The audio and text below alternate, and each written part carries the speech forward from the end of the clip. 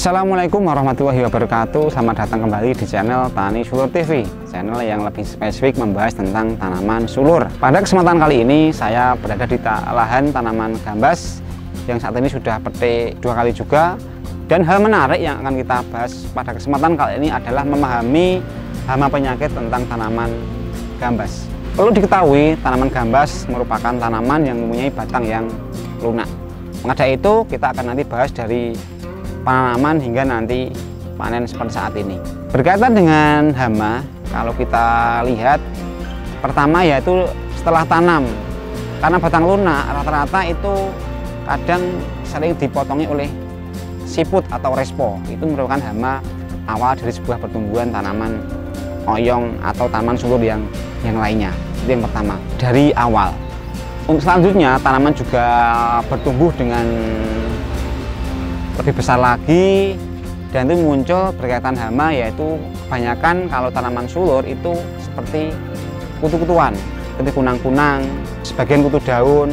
Rata-rata di lahan ini juga diantisipasi dengan menggunakan imidacloprid 25 WP.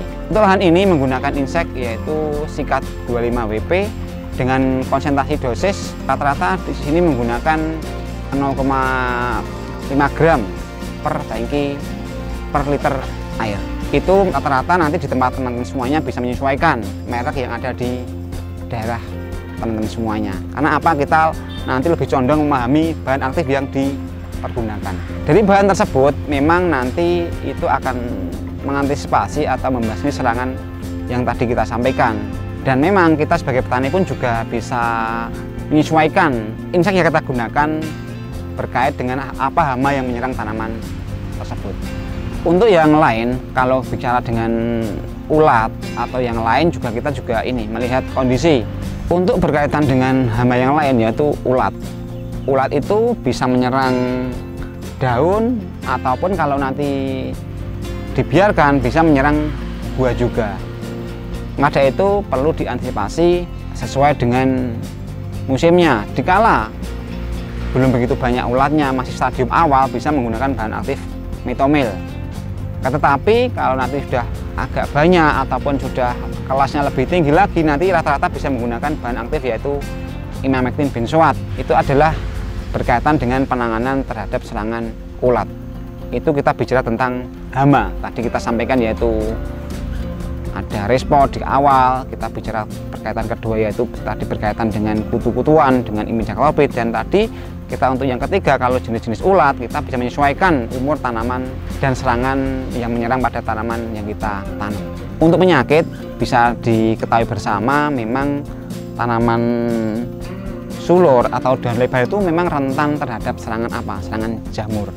Maka itu kita juga bisa lebih antisipasi sejak awal. Dikala paham ada serangan fungisida, kita bisa aplikasi dengan dosis yang tepat serta bahan yang tepat pula. Untuk lahan ini memang menggunakan tadi yang disampaikan oleh pemilik lahan Bapak Kiai Muslih, yaitu menggunakan Trivia. Trivia sendiri juga memang itu produk yang sudah cukup lama, dan untuk tanaman sulur di daerah sini cukup banyak yang menggunakan.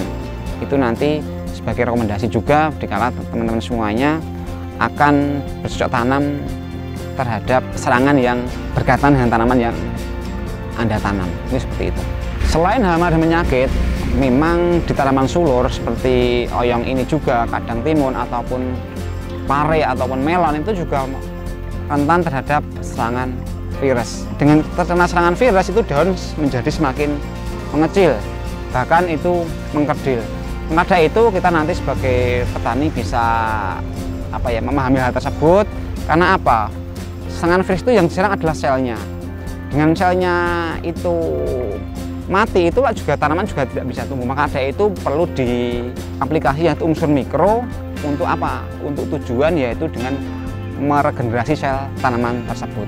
Di lahan ini, di lahan Pak Kiai Muslih ini memang menggunakan Vitaron SL untuk mengantisipasi hal tersebut. Alhamdulillah bisa dilihat di sini untuk serangan virusnya, untuk serangan berintiknya cukup bisa terkendali.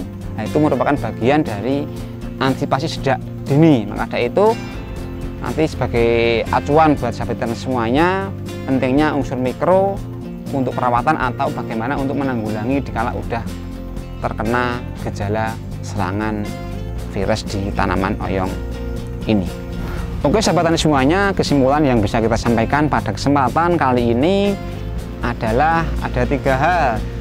Yang pertama adalah berkaitan dengan hama. Untuk hama pastikan kita tadi bisa menyesuaikan dari tanam ada serangan apa. Tadi yang kedua adalah tadi ada kutu-kutuan dan juga hama serangan ulat. Itu adalah beberapa poin yang menyerang tanaman oyong seperti ini. Itu yang kedua berkaitan dengan penyakit. Untuk penyakit rata-rata bisa dikatakan umum yaitu serangan jamur. Maka itu untuk jamur nanti bisa menyesuaikan resistensi di masing-masing daerah. Olahan ini menggunakan fungisida yaitu Trivia. Untuk yang ketiga berkaitan dengan serangan virus. Di sini di lahan Pak Kiai Musli ini menggunakan Vitalon SL untuk mengantisipasi serangan tersebut. Alhamdulillah bisa dilihat hasil bisa optimal sesuai yang bisa dilihat di lahan ini. Buah juga banyak dan tunas juga kelihatan tumbuh dengan normal. Oke, itu dulu sahabat tani yang bisa kita sampaikan. Apabila video ini bermanfaat, pastikan untuk like, share, dan komen agar kita bisa berkarya lebih banyak lagi. Terima kasih, salam tani seluruh Indonesia. Wassalamualaikum warahmatullahi wabarakatuh.